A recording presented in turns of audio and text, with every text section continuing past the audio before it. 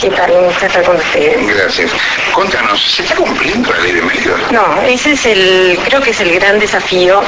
A ver, tampoco es distinto lo que le pasa a la ley de servicio de comunicación audiovisual, yo prefiero llamarla así porque no es una ley de medios, es una ley de radio y televisión, y dentro de la radio y televisión es una ley que regula las licencias y la explotación de esas licencias por parte de las personas que pueden estar en condiciones de explotar licencias. Okay. Es decir, que no es para la mayor parte de los ciudadanos. La ley tiene 160 y pico de artículos, de los cuales una decena apenas, o sea 10, son los que tendrían que ver con algún beneficio concreto, con lo cual, concreto para el televidente o el radio escucha, y esos no se están cumpliendo. Entonces, tenemos con esta ley, que es una ley muy promocionada, muy comentada, muy poco difundida, porque lo cierto es que a 4 años incluso los especialistas y los periodistas no saben de qué se trata.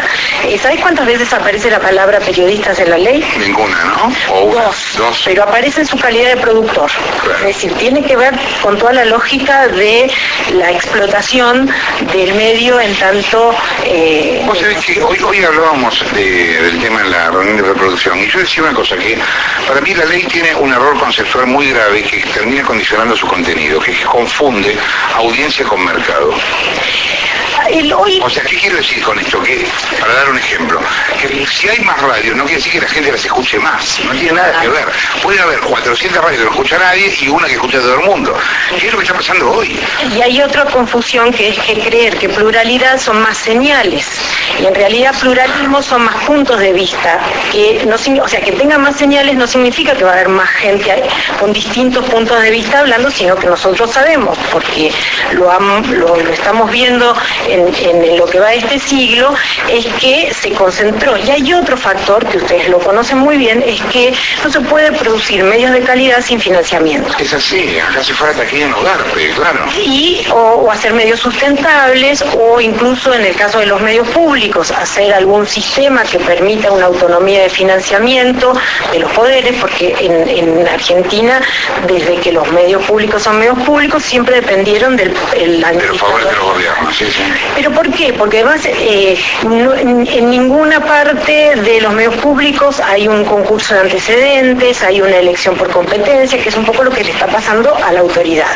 Es decir, hoy no, la persona que está al frente de la autoridad no es un especialista en este tema.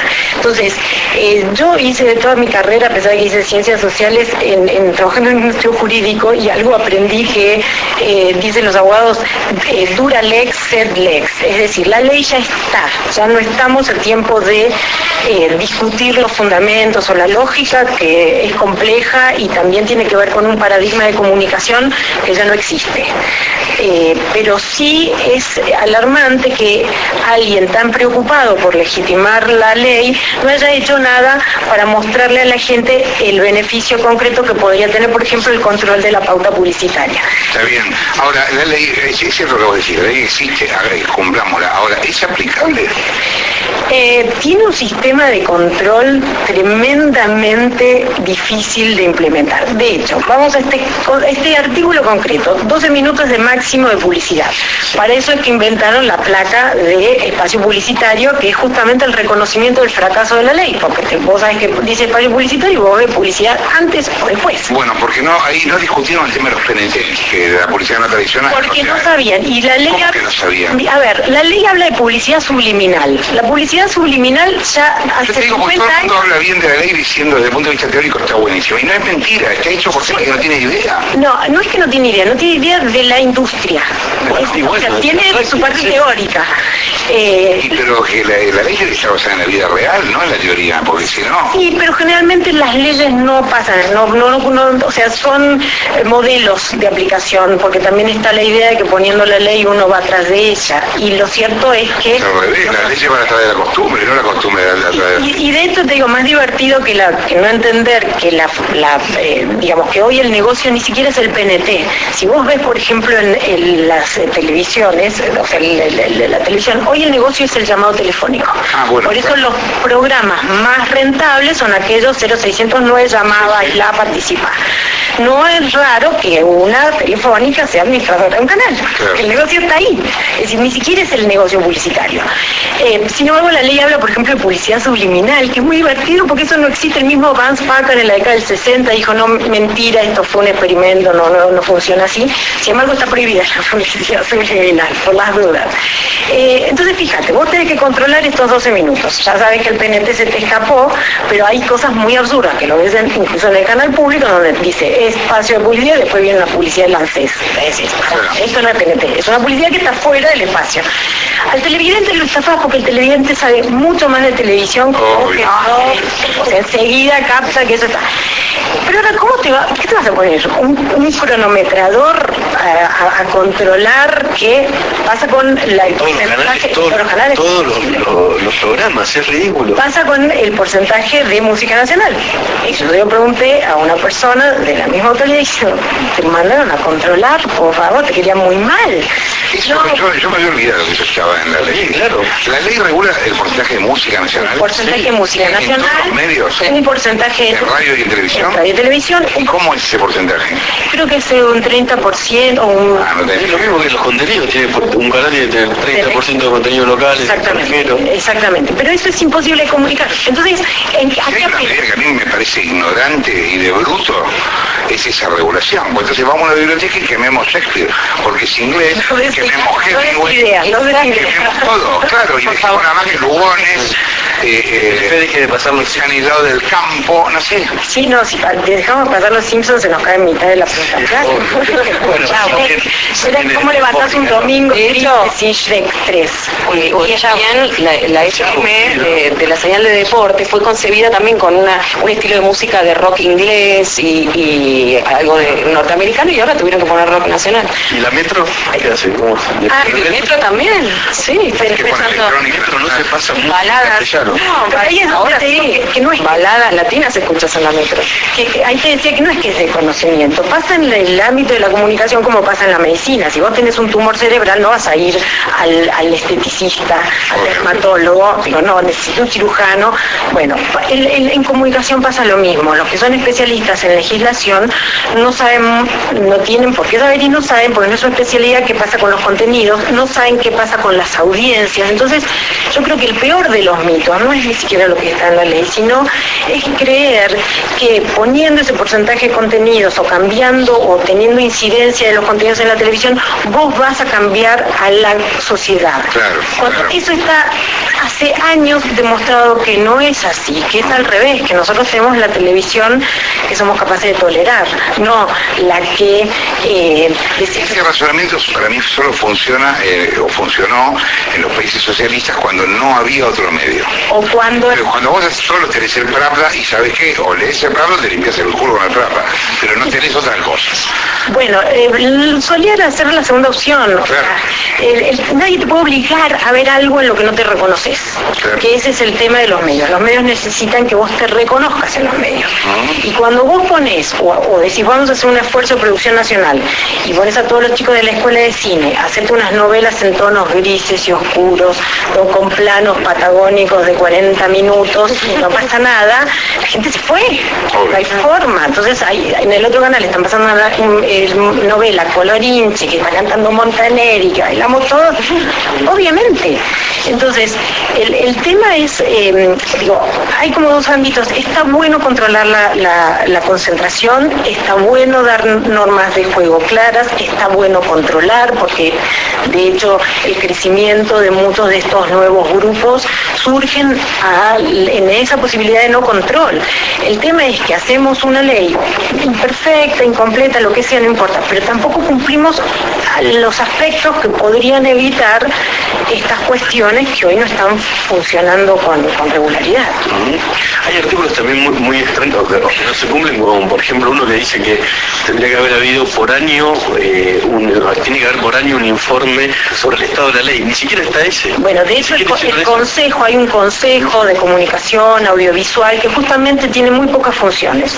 Una es reunirse para dar directivas y otra es entregar un informe del cumplimiento de la ley.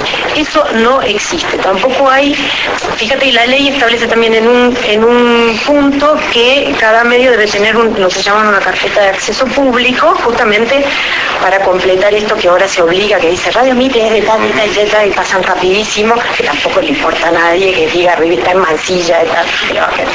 Entonces supone que el que le interesara debería en internet encontrar los datos necesarios y la policía oficial. ¿Está formado? ¿Hay tipos que laburan ahí? Exactamente. Y cobran, me imagino.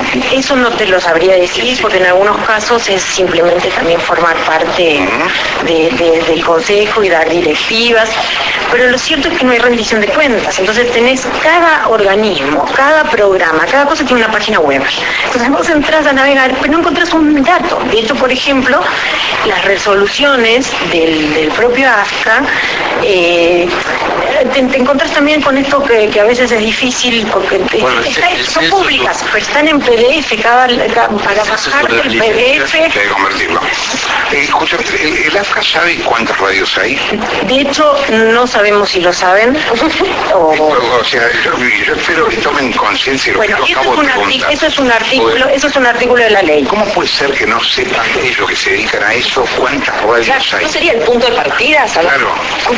De hecho, es un inventario, ¿no? A veces preguntamos, bueno, está bien, hablamos de monopolio, pero el monopolio tenemos que conocer el 100%, porque ¿cómo calculas el porcentaje? Entonces, no sabemos. De hecho, ahí hay otra cosa que tiene que ver, nosotros en la universidad estamos haciendo una encuesta sobre periodistas, que la estamos haciendo, es una encuesta global. Entonces tiene el patrón global de una encuesta, entonces nos exigían una muestra de periodistas, no nos podían creer, el alemán que la coordina, que en Argentina no sabemos cuántos periodistas hay en ejercicio. No sabemos. No sabemos ni la composición de sexo, ni la edad, ni dónde trabajan. Claro, pues no hay un solo gremio en todo el país, hay dos, es más complicado. Claro. Entonces, hablando con el alemán, diciendo, sí, nosotros somos de Argentina, el sur del Nuevo, bueno, dice, bueno, busquen un listado de medios no solamente audiovisuales, sino de medios de todo. Estuvimos un año tratando de conformar una base de medios de Argentina, simplemente para calcular después una muestra y saber si es representativa. ¿Lo lograron? Sí, pero con una consultora privada, que es Diario sobre Diario, que ellos hacen un monitoreo, que lo levantan, pero quiero decir, también, y eso es un mea culpa que yo planteo desde la academia, nosotros no hemos hecho nada para sistematizar. Esta pobreza de datos que a veces le reclamamos al sector público también es una pobreza de datos que nos involucra. Entonces, por ejemplo, los criticamos al mercado porque ellos son los que manejan, y bueno, pero los únicos datos disponibles son los que produce el propio mercado. Entonces, si hablamos de rating, esa es la fuente. Nada de lo que se quiso hacer alternativo prosperó. Entonces también nos habla de que yo creo que en ese desconocimiento que tenemos del sistema de medios, de lo poco que conocemos de qué trabaja el periodista, fíjate que todo este tiempo estuvimos hablando de lo que el periodista debía hacer, de cómo debía comportarse, de todo, pues si no sabemos cómo trabaja, no sabemos ni dónde trabaja, ni cuánto gane, ni para qué, no lo sabemos. En Argentina no sabemos ni siquiera qué es ser periodista. Porque yo me paso a entrevistar a gente del interior y que no conseguía también el patrón mundial con esas excepciones que tienen para estos países. O sea, nosotros, por ejemplo, para que te des una idea que es muy interesante, tenemos comportamientos de periodismo parecidos a los que tiene Indonesia. Nosotros no nos parecemos al periodismo de Brasil, ni al de Europa, ni de Estados Unidos.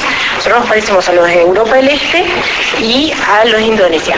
Todavía no lo sabemos, estamos trabajando en esa investigación. ¿Y cuáles son las características de esos Y, por ejemplo, donde que somos mucho más influenciables de los factores políticos que de los económicos. Y que el periodista, por ejemplo, es muy poco consciente de esa presión política que tiene. Entonces vos vas al interior y tipo trabaja para el jefe de prensa de la municipalidad o de un programa, qué sé yo. Además dice, pues yo hago periodismo independiente y tengo una radio, en la radio critico. Y la pregunta es si es cierto y es legítimo y es la forma de vivir, porque en interior es muy difícil tener, digo, en capital con tantos medios es difícil vivir del periodismo, imagínate en el último confín. Entonces ahí lo que te encontrás es que hay como una superposición de roles de la que no somos conscientes y que tampoco es necesariamente negativa, porque mucha de la gente me decía, sí, yo trabajo, estoy produciendo un libro sobre la explotación del petróleo, pero después tengo mi programa de poesía en la radio de Joel, ponele. Entonces, lo que quiero decir es que hablamos mucho de la consigna, hablamos mucho del título, hablamos mucho de eso, pero conocemos muy poco. En Argentina tampoco tenemos estudios sobre efectos de los medios. Entonces también nos pasamos diciendo, los medios manipulan y qué sé yo. Donde hay un solo estudio que diga cómo operan los medios, no existe. Si yo los veo por lo que pasa en el resto del mundo, no debería estar funcionando así, como dicen que es. Pero como no conocemos cómo funciona acá, seguimos en las universidades, las facultades de comunicación, digamos que hay tantas que son, ¿a qué se dedican? Si no... Es lo que yo te decía, hay muchas especialidades. Pero no hay estudio, digamos, es materia de estudio. Bueno, yo tengo un discurso muy crítico hacia No, pero en general generan críticos de medios, no generan periodistas. O no generan bien, pero porque está muy bien, porque ser crítico de medios es una especialidad. Pero igual yo creo que antes que ser crítico de medios hay que ser periodista para después ser crítico. Pero genera académicos. Bueno, pero digamos, si la academia no investiga esto. No, pero ahí reivindico el grupo, por ejemplo, todo el equipo de Martín Becerra, la gente de la Universidad de Quilmes, son los únicos que sí, por ejemplo, tienen unos estudios a nivel de proyección mundial, que vos te los cruzas afuera y sabes que publican afuera y que validan los datos, pero no tenés mucho más. Entonces, es cierto que lo poco que tenemos consistente y contundente tiene que ver con la economía política de medios. Las otras áreas de la comunicación están inexploradas. En muchos casos, nosotros hicimos mucha semiótica. Nosotros nos pasamos a analizar que dejó de estudiarse hace 40 años, desde la relación con los medios. O sea, sí se sigue haciendo semiótica, obviamente, pero para analizar literatura y para otras cosas, pero no esta obsesión por suponer que la tapa de un diario cambia el humor social, eso no tiene evidencia científica. Entonces, y de hecho, fíjate que nosotros seguimos hablando en un paradigma como el de la Guerra Fría, en donde la información era el bien escaso y por lo tanto era lo que tenía valor. Hoy la información sobra, es gratis, está por todos los lados. Entonces eso no tiene valor, ya no le importa a nadie. De hecho es el problema que tienen los medios, que pretenden cobrar por contenidos que ya tenemos generaciones que los recibieron en gratuidad. Claro. Hoy el desafío es capturar la atención. Y capturar la atención no significa poner 50 antenas más, porque la atención es... Por eso yo te digo que confunden audiencia con mercado, son dos cosas completamente distintas. Digo, podría, no sé si está bien en la idea, no sé si yo lo pondría como audiencia y mercado, o sea, creen que son equivalentes, o sea, y que la audiencia, vos podés estar incluso viendo un programa y no por eso estar suscribiendo, bueno, de hecho, hay gente que ve, bueno, eso para criticarlo, o que ve TN para criticarlo. Sí, claro. Con lo cual tampoco eso es un patrón de comportamiento de mis parámetros, o sea, por eso a mí, que una persona me diga, porque yo estudié este medio y mirá lo que dice, mirá lo que dice, bueno, pues vos sos lector de ese medio, no. Entonces estás usando parámetros de análisis que no son los que recibe el lector cuando lo está haciendo. Toda esa complejidad nos falta. Vos hablas de ideas viejas, hay una idea vieja que de alguna manera en los 70 fue un poco el libro de Dorfman sobre para leer el Pato Donald, que es una especie de teoría paranoica sobre la creación de los medios, a donde más o menos se planteaba que el Pato Donald era un invento de la CIA, y en verdad el Pato Donald estaba hecho por una serie de yanquis que vivían en su época, en su barrio, con sus valores, lo que transmitían era eso, su época, su barrio y sus valores, digamos. Pero eso se ha trasladado a todo, y hay como una visión muy conspirativa de los medios en general, como que estos son 4 viejitos oscuros que están en una pieza dedicados, 4 mañetos, digamos, que están en una pieza dedicados a sojuzgar al público, ¿no? Es que por eso mismo, yo tengo una ventaja que yo llegué a la academia después de haber trabajado muchos años en la industria y en áreas de prensa. O sea, venías de la vida real. De hecho, yo mi tesis de doctorado la hice pensando en esto de, a ver, a mí me dicen que los medios marcan la agenda y yo sé que las agendas las marcamos desde las oficinas de prensa. Entonces me hice una tesis, o sea, hice mi tesis tratando de ver cómo influían las oficinas de prensa en los contenidos de los medios, y ahí hice así y me di cuenta que en el resto del mundo ya lo habían descubierto, ya tenían artículos, ya habían hasta sacado el índice, ¿no? Hay estudios estadísticos que te dicen que el 80% de los contenidos de los medios están producidos fuera de los medios, que las agendas se manejan afuera de los medios. Y de hecho nosotros lo vemos porque aún para criticar o para alabar, vos la agenda es la que te marca el poder. Hoy presentamos esto, no hacemos esto, privatizamos esto, no privatizamos lo otro. Entonces, seguimos pensando que los medios funcionan con una forma de funcionar que no es la que es ahora. Y cómo funcionan los medios es muy complejo porque influye la comunicación política, la comunicación comercial, la producción mediática, es uno de los factores, pero no es el único. Y quizás hoy el gran referente del tema de los medios es Manuel Castells. De hecho, justamente se ha hecho un poco famoso en este tiempo porque fue él en un gran libro que publicó en 2009 que ya anticipaba la explicación para las revueltas de Medio Oriente. Mira, no tengo idea quién es. Te lo recomiendo fervorosamente, además hay unas entrevistas extraordinarias de Radio y Televisión Española, porque este hombre lo que ha hecho es justamente, dice, yo había escrito una obra impresionante de 3 tomos en el 98 y en el 2009 dijo, esa obra no funciona más. Mira. Y plantea este texto que se llama Comunicación y Poder, y el que dice es, señores, los medios ya no son el poder. Los medios se han convertido en el escenario donde se juega el poder. Entonces su importancia está en que justamente establecen el ringside, dice cuánto va a durar la pelea, pero ya no son el poder. Entonces toda esta tendencia que vimos en Latinoamérica es totalmente contradictorio con Venezuela, Ecuador, Bolivia, Argentina, ¿no? Y de hecho, fíjate que nosotros ya estamos viendo ese fin de ciclo. ¿Por qué? Porque los populismos necesitan para su legitimación el control de los medios y la propaganda. La propaganda funciona bien cuando vos no conoces la realidad, es decir, cuando es una promesa. Claro.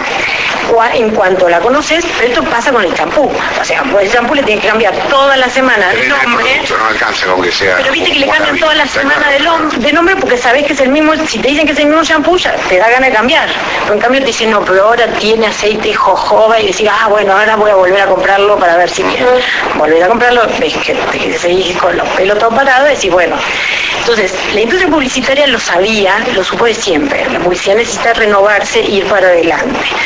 Los gobiernos populistas creyeron que la propaganda era para toda la vida y no entendieron que tiene que ver con que a veces hay sociedades que tienen mucho deseo de crear, y en eso sí se explica muchos de nuestros procesos en Latinoamérica. Veníamos de crisis muy profundas, entonces la promesa vino a dar como un aire de optimismo.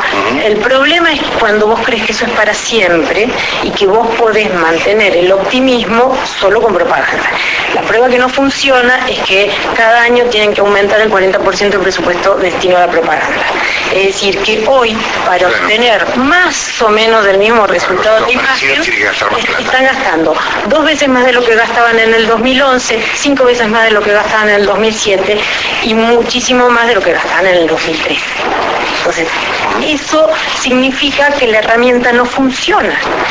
Pero la pregunta, y acá también hay una responsabilidad de los medios, hoy se está recibiendo de pauta oficial declarada 2 millones de pesos por día. ¿Cómo mantenés el sistema mediático si alguien dice, chicos, vamos a cerrar la canilla? No, se recontracae todo. Todos. Sí, claro. Entonces, el problema es más allá de que la propaganda ya no está dando el efecto esperado, lo vimos en las elecciones pasadas, no funcionó. De hecho, incluso es una locura. Fíjate, Brasil está planteándose los 50 años de horario de propaganda gratuita electoral. Yo fui el año pasado a un congreso donde se discutía y estaba diciendo esto ya no funciona. personas, nosotros lo pusimos ahora como una concesión que se hacía a los partidos y no, ahora estamos todos democratizados, ahora tenemos un minuto de publicidad gratuita y eso no sirve para nada, aparte los partidos no saben hacer spots, entonces termina siendo una violación total, aunque lo hicieran bien, sí. No sirve, porque por ejemplo, porque para vos generar un solo efecto de cognitivo necesitas no menos de 8 semanas de mensaje homogéneo. Es imposible cuando vos tenés 40 partidos diciendo lo mismo en un mes. Sí. O sea, científicamente eso no vale. Lo que pasa es que los partidos están emocionados, nunca habían tenido tanta plata publicidad y les encanta verse. Es eso. Pero no cambia el resultado electoral.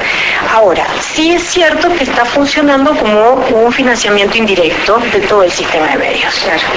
Entonces, no funciona como publicidad, pero no, yo me animaría a cerrar la cabeza. Dame un segundo, vamos al informativo y seguimos a las 13:33. Sí, era de yo, que es casi una excepción en ese país, que es Adriana Amado Suárez, doctora de Ciencias Sociales de la FLAX, autora de varios libros. No la leyó, sino que la estudió. La leyó y la estudió. Pues es que en su momento, antes de que la ley se aprobara, a mí me había invitado al Senado a hablar, viste que había invitado a distinta gente.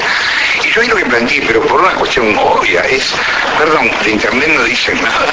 Y todos se miraron entre ellos como diciendo, uy, no. O sea, esta es también una ley que nació vieja. Sí, además hay una paradoja interesante en eso que contaste. Internet ya no es la revolución, esa es una de las cosas que dice Castells. La revolución es el móvil, es el celular. Claro.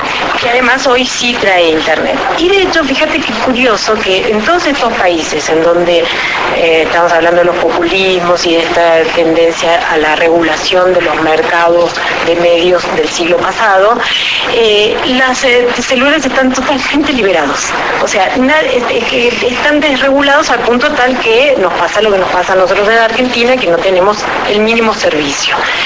Y la penetración de celulares en Latinoamérica es cercana al 80%. Sí, es altísimo. Hay un dato del Latinobarómetro que a mí me da mucha impresión y es que solo el 60%, o sea, mejor dicho, hay un 40% de los latinoamericanos que comen solo una vez por día. Por lo cual hay un porcentaje de latinoamericanos que prefiere comer una sola vez por día y mantener el celular. Claro. ¿Por qué? Porque eso es justamente lo que te da contacto. De hecho, las revueltas, las movilizaciones, en todos los aspectos se transmiten por celular. Sí. Yo me acuerdo cuando estábamos con Gaby Levinas en Radio Cooperativa que le mandaban un mensajito las asambleas de Famatina y de las que todavía los medios grandes no les estaban dando importancia al tema de la minería, y ellos estaban tan desguarnecidos que no tenían ni forma de comunicarse en Buenos Aires. Se mandaban un mensajito de texto y nosotros los llamábamos para que ellos nos hicieran el reporte. O sea, fíjate que estamos en el pleno siglo XXI y prácticamente, incluso nos está pasando en Capital, que volvés a llamarme al teléfono Entel, porque, sí, claro. O sea, en un fijo... Bueno, y el rol de Internet en esto también es importante en el sentido de que cuanto más autoritario es el gobierno con la prensa, más florecen los canales alternativos. Venezuela es un excelente ejemplo de eso. El Twitter es recontra popular en Venezuela, recontra popular. Exactamente. Nos decían... De hecho, fíjate que hasta podríamos pensar, no está estudiado, pero hay como cierta relación que el Twitter es mucho más intenso en aquellos países donde la prensa está como más acotada que en aquellos países donde no. Entonces, de hecho, por ejemplo, la experiencia de los blogueros cubanos te muestran que ellos mantienen Twitter y los blogs sin conexión. Se mandan, viste, los contenidos por USB o por mail. Bueno, porque hay mucho control de Internet en Cuba, ¿no? Entonces, ahí lo que muestra, y ese es el gran, digamos, y por qué los gobiernos todavía no saben qué hacer con Internet, es que es el ámbito del contacto personal. Y es y el teléfono lo mismo. Entonces, una ley que no tenga en cuenta la convergencia nace vieja. La otra era más vieja, sí. Ahora, la ley de telecomunicaciones argentinas es del 70. Ah, mira. Y no se modificó. Sí, de la dictadura. Una dictadura previa. Pero yo insisto, por más que diga el amigo Viñaski que la ley, mi especialidad no es la ley de medios, sino justamente yo trabajo con la parte más de medios, de consumo de medios, pero la ley, y ahí es donde pregunté, ¿y con la de telecomunicaciones qué onda? Nadie sabe. Tampoco hay iniciativa. Entonces, ahí también hay grupos concentrados, ahí también hay mercados concentrados, ahí también hay tarifas que son usurarias. Sin embargo, ese es es paradójico que por Google los chicos del Frente para la Victoria hablen de monopolios, ¿me entendés? Que por Twitter hagan tweets hablando de concentración del mercado, cuando son gente que tiene el 95% del mercado. Entonces, ¿de qué estamos hablando? Pero no es de acá, es del mundo. Ahora, lo que... Es tierno que esto pase en un lugar. Dice, sí, pobre nene, mira la pelotudez que está haciendo. De hecho, hay otro libro de Castel que es muy lindo, que se llama Redes de Indignación y Esperanza. Lo voy a leer acá. Sí, y así mis alumnos saben que estoy cobrando venganza, porque yo se los hago leer a todos y dije, bueno, se mató a la nata, ya tapó al aula. Justamente cuenta lo que ha pasado en estos distintos países, lo que pasó en Egipto, lo que pasó en Turquía, y el punto tal es que el tema de la telefónica te da una sensación de control, porque vos ahí sí bajas la palanca y dejás los sin celulares. Entonces también a veces, obviamente nadie, digo, que si nos vamos a poner conspirativos, es mucho más jugoso pensar teorías conspirativas acerca de por qué los teléfonos siguen estando a la buena de Dios y estamos haciendo como que controlamos en un mercado como el de la radio, que ya también se está escuchando por internet. Sí, claro. Y el otro tema es la accesibilidad, es decir, ya pensar en la mayor parte de nuestras escuelas, en la mayor parte de nuestros edificios públicos, en la mayor parte de nuestras universidades, no tenemos internet. A mí me pasó ir a un congreso de cientistas sociales que estaba en una provincia, bueno, en Concordia. Y éramos 200. Entonces nos dieron a la entrada un libro así, con las sesiones simultáneas del Congreso, en radio, un libro de 5 centímetros de alto, con todas las sesiones simultáneas del Congreso, de las cuales el 30% ya habían sido modificadas.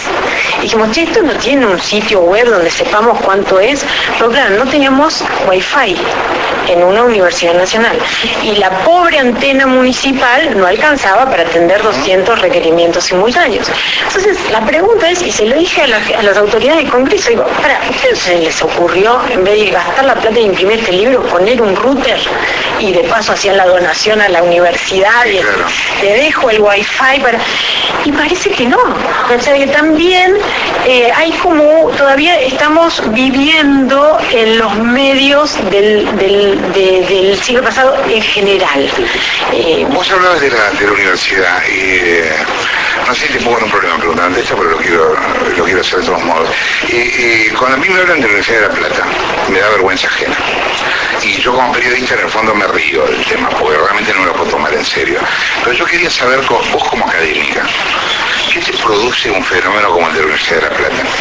A ver, yo como académica suelo dedicar mucho tiempo a investigar, a leer, a ver mis colegas. Además trato de integrar colegas, de hecho tengo más obras colectivas que obras personales, porque a mí justamente me parece que enriquece el diálogo aún en la disidencia. Y no te puedo decir nada porque yo no veo mucha producción académica de la universidad.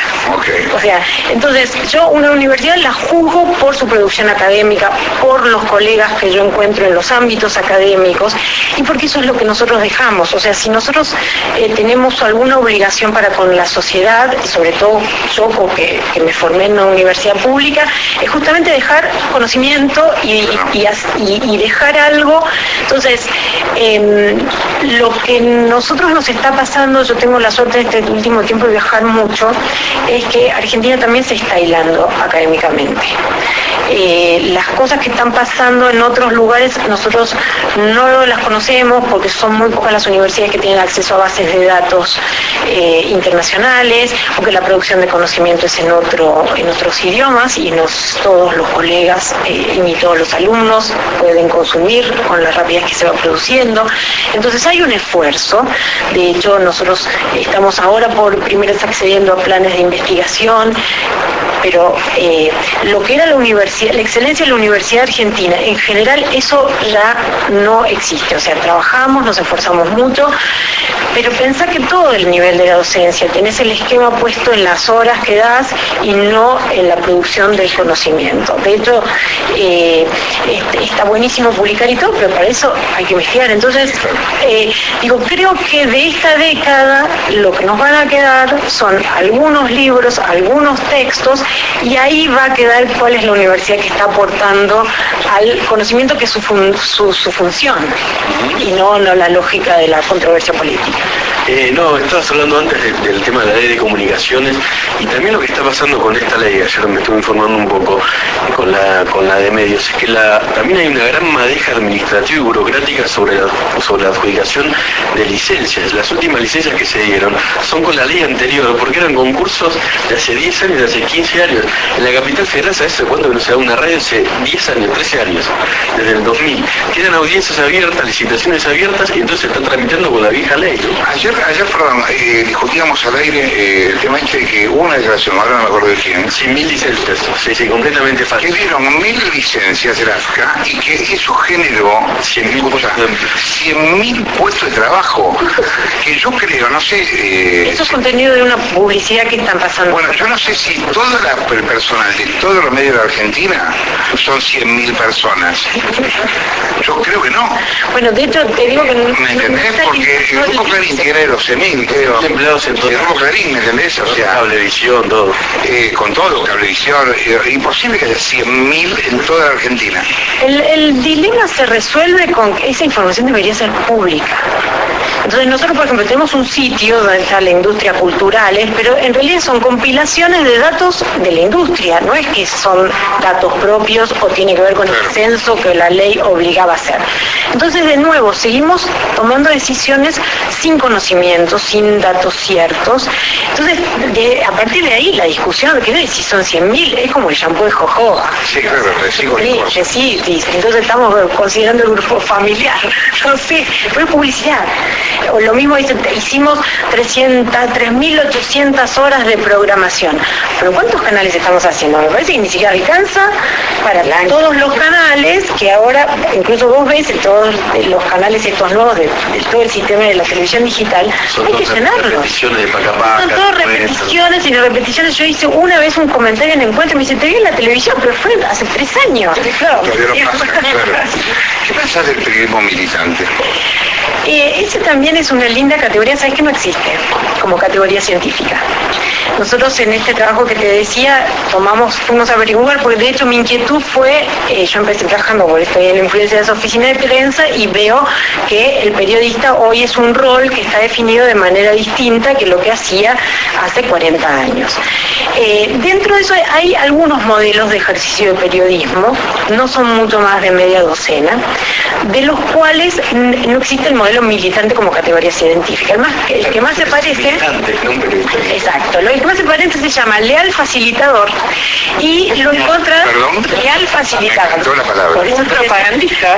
Exactamente. Y en algunos casos es también leal facilitador el periodismo deportivo lo hace mucho. Cuando exaltan los logros nacionales, claro, es leal facilitador. Es decir, cuando vos tenés que buscar en un indicador que te diga, este periodista... No, bueno, el periodismo deportivo es desembosadamente corporativo. O sea, yo siempre digo que si los periodistas deportivos hicieran política, los echas a todos.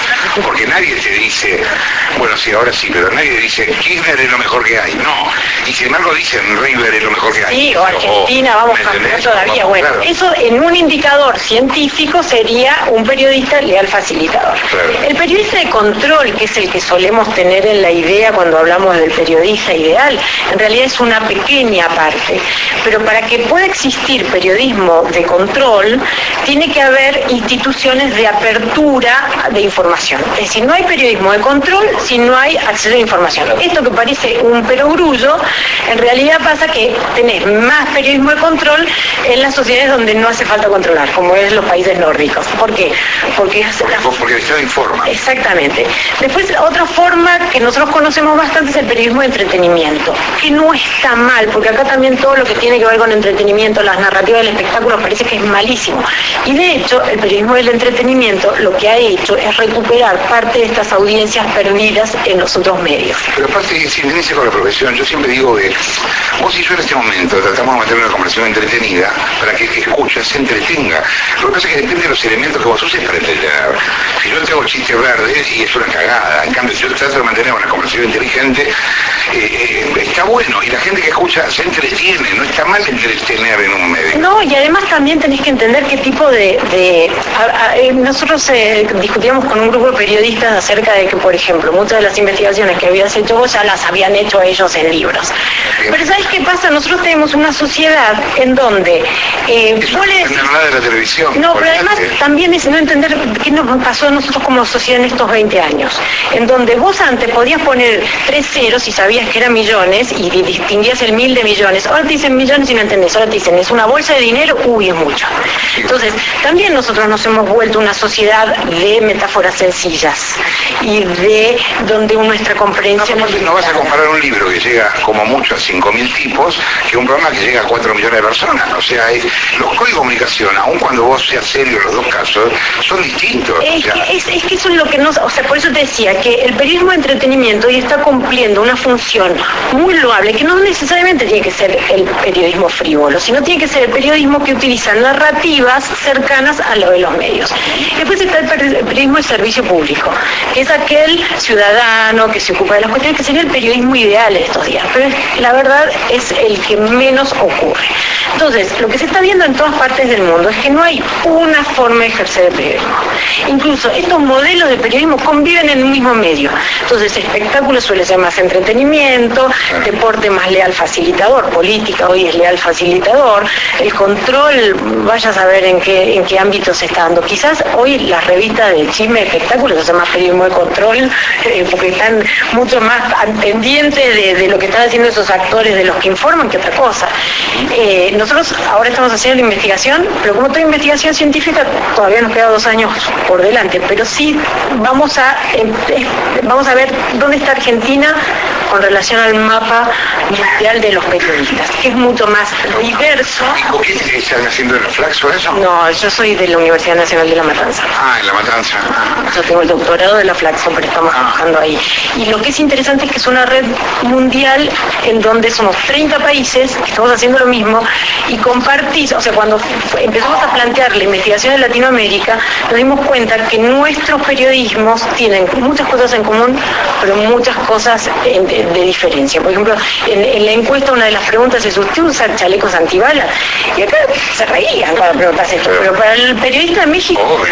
Obvio, Colombia. Pero cuando empezamos la encuesta decía, ¿usted tuvo agresiones de las multitudes? Qué raro. Ahora ya fui a Neuquén y no era raro esa pregunta. Entonces, lo que te das cuenta es que definir un perfil de periodista no es tan fácil como decir, vos sos militante, vos sos independiente, vos trabajás para este, vos trabajás para el otro. Porque además una de las conclusiones preliminares es que las condiciones económicas son las que menos impactan en el trabajo del periodista. Lo que más impacta en el trabajo del periodista es las presiones políticas del contexto, pero lo crucial es las cuestiones prácticas, la disponibilidad de dinero, la disponibilidad de tiempo para investigar, los recursos con los que cuenta. Es decir, un periodista que no le funcione el celular o que no tenga, o que no tenga una computadora, no puede hacer periodismo. Ariana, gracias por haber estado acá, estuvo muy interesante. Alguna vez antes de fin de año volvé y seguimos charlando. Bueno, ¿Qué una? Una noticia judicial últimamente, pero muy